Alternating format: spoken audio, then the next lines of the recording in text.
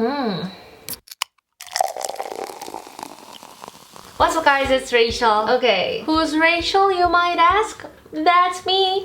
Nah. Okay, what's up guys, it's Rachel. How are you doing guys? So you know, me and you, we haven't bonded recently. I mean, we have, but not enough. We need more of each other, especially at times like this. So I thought it'd be kind of fun if we just chill with some coffee, you know? And had a little talking moment and spill some tea. Whoa, whoa, whoa, whoa. And we had a little coffee date. Yeah, you saw the title. I thought it'd be fun to talk about the Korean guys I've dated and why we broke up. If you don't know much about me, I was born and raised in Korea. I did spend a couple of years at a university in America where I went to Penn State. And I was a transfer student, which means before going to the States, I also went to a university in Seoul for a few years. And all the Korean guys that I'm about to tell you are the ones that I met after I entered university. Before high school. Duh. The thing is, I've had boyfriends in high school, but sadly, all my high school relationships didn't last more than a month. So I can't really say that I was in a relationship when I was in high school. And in this video, I want to talk about guys that I really cared about. You know what I mean? Not just a rando, but guys that I genuinely cared enough to call them my boyfriend. Okay, let's start with the guy that I dated. In my freshman year in Korea, we were CC, and that's for a campus couple. I'm gonna call this guy Vitamin because I'm not gonna obviously say his name. I don't want to expose him, and that was his nickname that I called him by. Vitamin. God, it was so cringy. But I was 19 or 20, and I think that's cute. Well, not really. Oh, kind of cute? We were both really young. You know how in Korea, we just call each other by just our names? If someone's name is Kim Soo-hyun, we just call him Suyeona without his family name Kim. And since his pet name was Vitamin, I used to call him Tamina. Tamina. I still, oh my god, can't believe it. Anyways, I met him at a random GE class. We were assigned to a same group and we had to do a team project together, so we all had our numbers. I've always thought he was cute because his style was always fresh. He was just a fresh guy and he was over 6 feet tall. Nice. And because we had to do the team project together, we texted each other time to time and we became friends and we started dating. I think him and I were really pure at that time because I used to do things with him that I really don't do now. Like we shared a couple's diary and we had those gross pet names for each other. Oh, we'd wear couple's t-shirts. Stuff like that. And one memorable thing he gave me as a surprise gift was he gave me this big glass jar one day. And inside the jar, there were numerous mini little capsules. And you could open the capsules and in each one of them, there was a bite-sized small note that I could read. They were like, oh, I'm so happy to be with you. I love you so much. Or, oh, it's raining today, Rachel, and I can't stop thinking about you. Things like that. And he wanted me to open the capsules one a day. So it lasted quite a long time. And gotta admit, it was one of those things that kind of really brightened up my day every day. And I would tell him about the thing that I got to read that day. Hey, like you wrote this. I still think it was the sweetest gift. But anyways, obviously we broke up and here's why. Back then, this thing called room cafe was really popular. It's like a regular cafe where you can get coffees and cakes and stuff, but all the tables would be in separated private rooms. So there would be a private room for each table. And it's actually not exactly a room. It's more like a cubicle with a partition or a thin wall closed with curtains or a door. Anyways, the idea is that it's cool because you get to have more private time with your friends. Of course, there are CCTVs and stuff, so you can't do anything sexual there. They would kick you out immediately or call the police. But I think kiss is allowed because we had our first kiss there.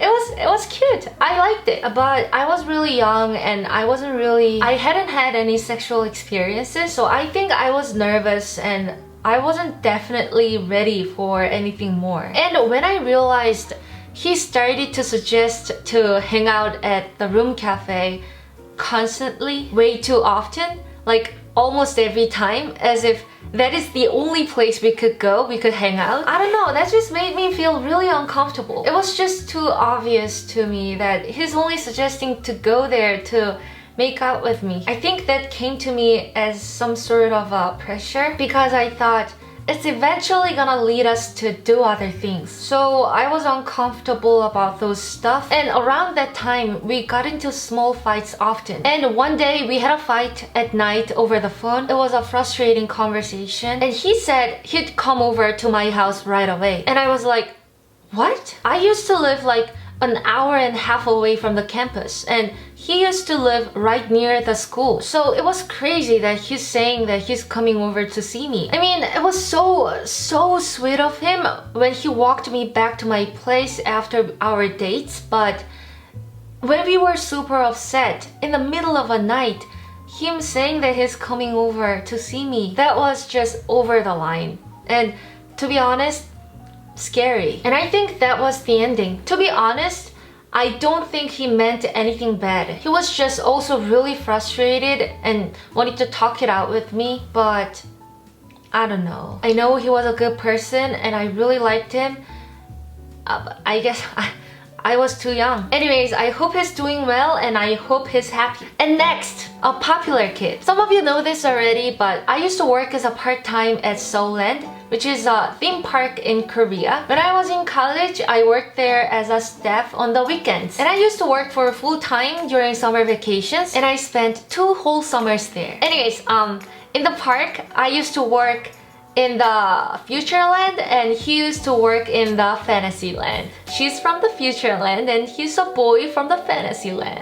He mainly operated this attraction called Chipmunk Wheel. So let's call this guy Chipmunk. Chipmunk was a popular kid at the park. Not only to coworkers, staff members, but he was really popular to customers. Like middle school and high school girls would visit the park just to see him. Or they would visit the park for a field trip and just stay around his attraction all day to see him. And they would give him snacks and letters and stuff. Oh, and they would take photos of him and with him too.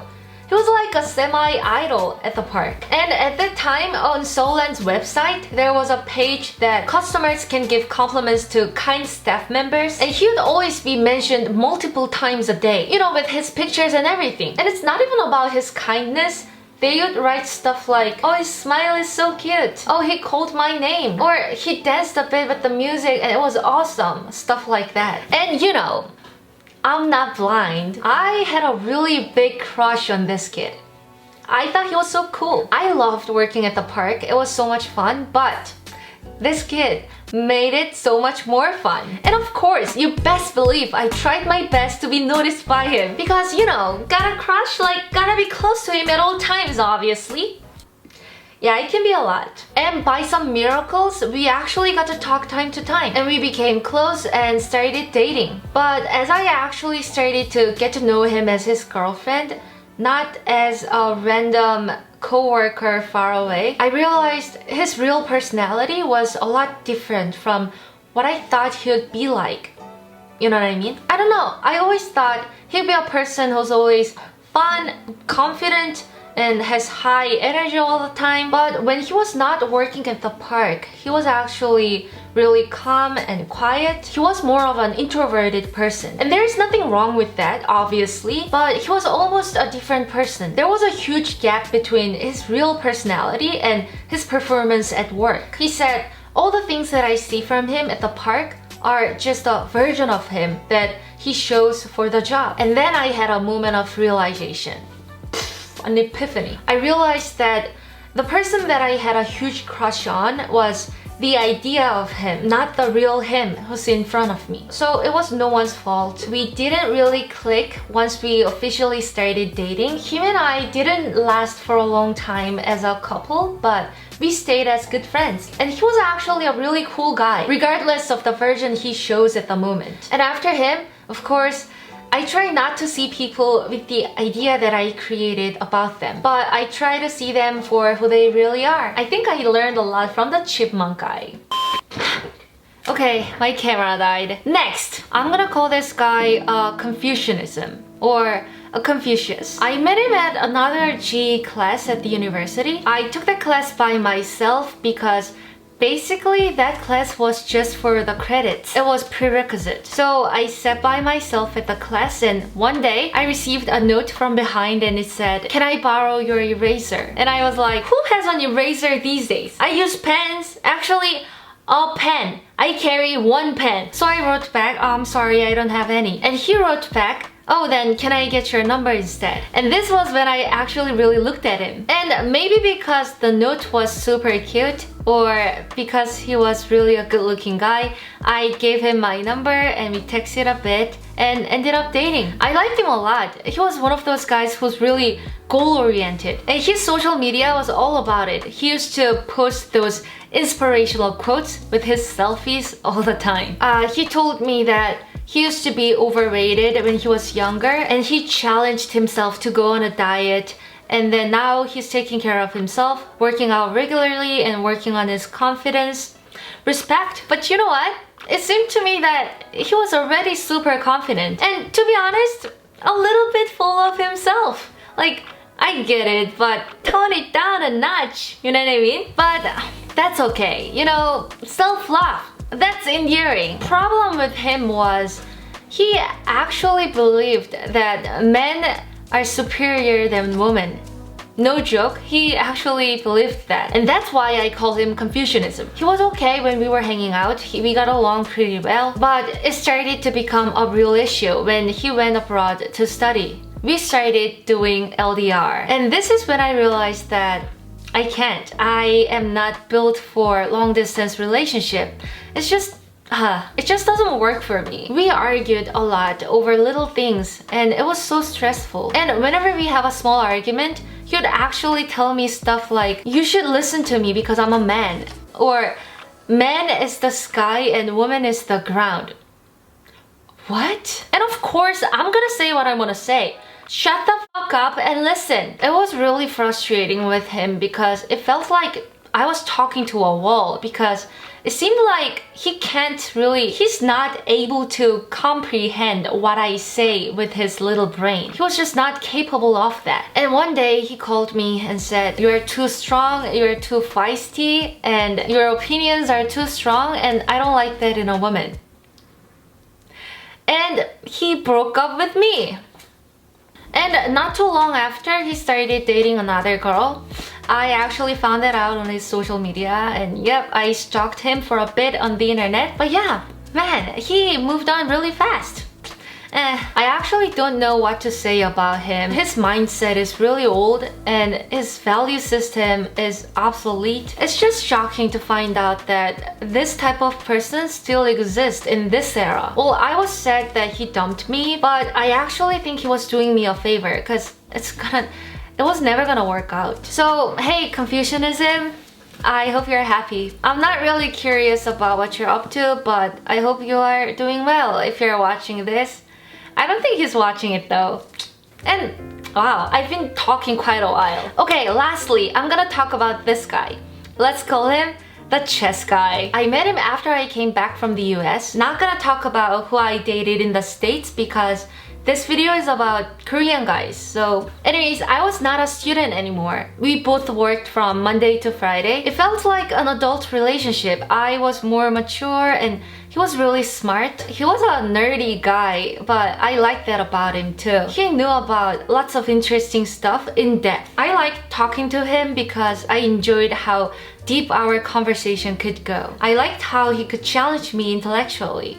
Smart guys are attractive. And also, he studied in the US like me, so we had a lot of things in common. I honestly thought I'd marry him. I liked him a lot. But there's a big but coming.